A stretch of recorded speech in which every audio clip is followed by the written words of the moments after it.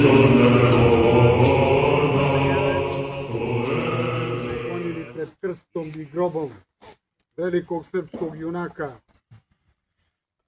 četničkog komitskog vojvode Petka Ilića Nagoričkog, koji se početkom prošloga veka sa svojim saborcima na ovim prostorima junački borio protiv Askera, Arnauta i Bogaraša. Petko Ilić rođen je oko 1886. godine u selu Staro na Goričane, kod Kumanova.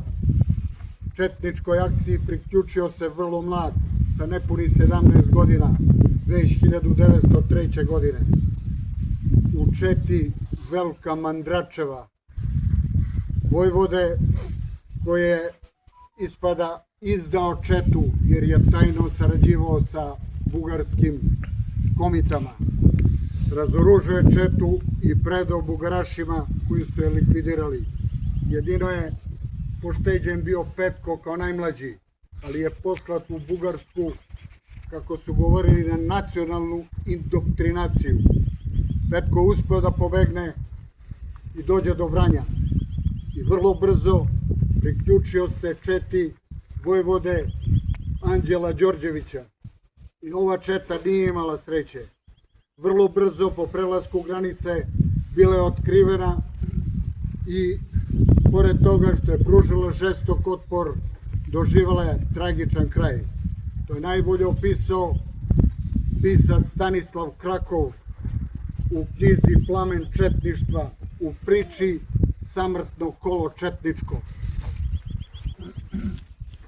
Petko je sa malom grupom četnika odolevao neprijatelju i pružao žilav otpor po Kozjačkim šumama. A kada su bili u okruženju, potražili su spas na jednom uzvišenju, na jedan kameni vis.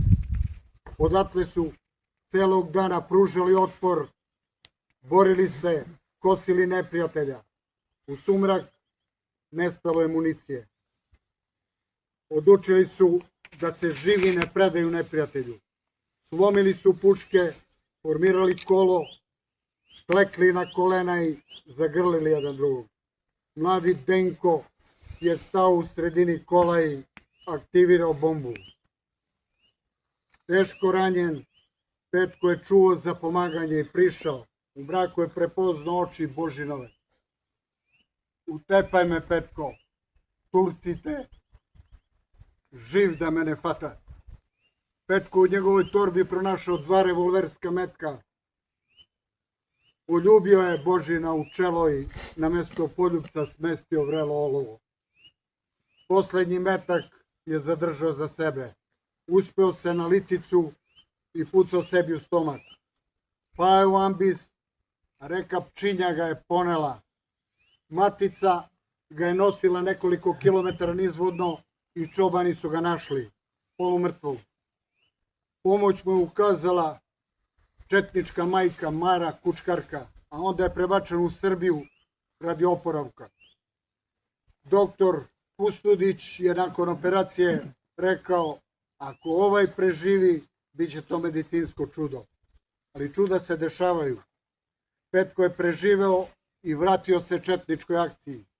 Sada je već od strane Srpskog nacionalnog komiteta postavljen za vojvodu, imao je svoju četu koja je imala zadatak na ovim prostorima da bude veza između 2 gorska štaba.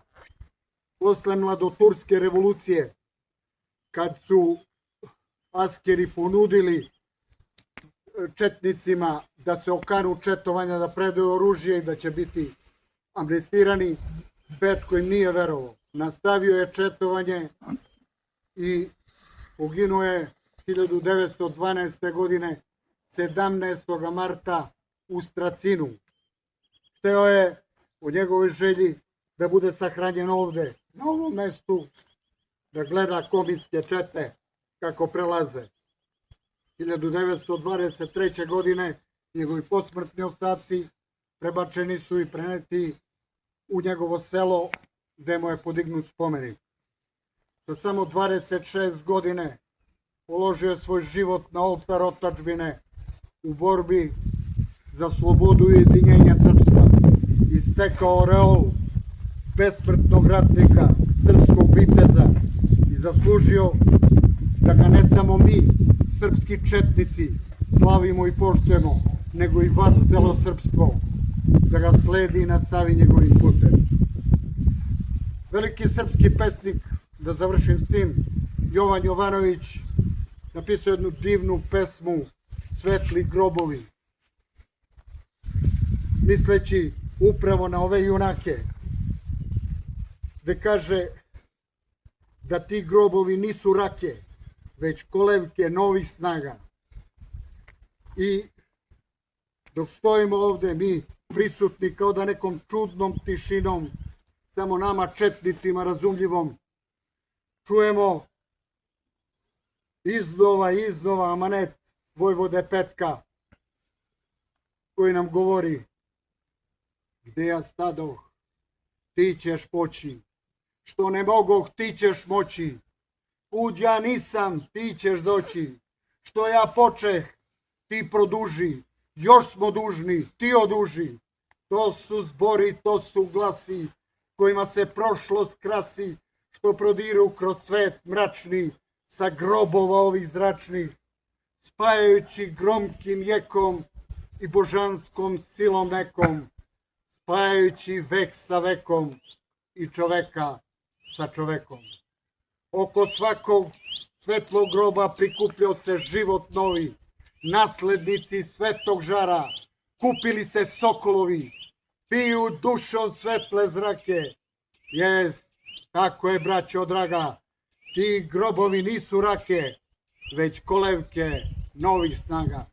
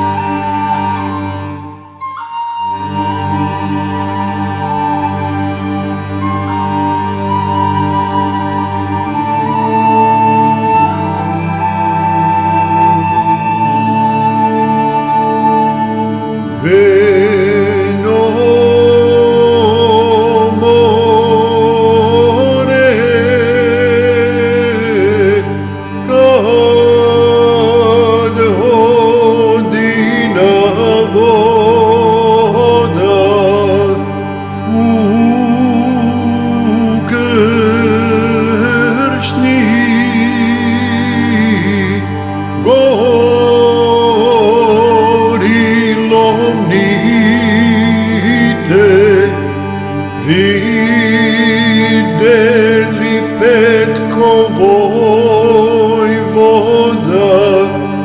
pružil mu studeni stomnite.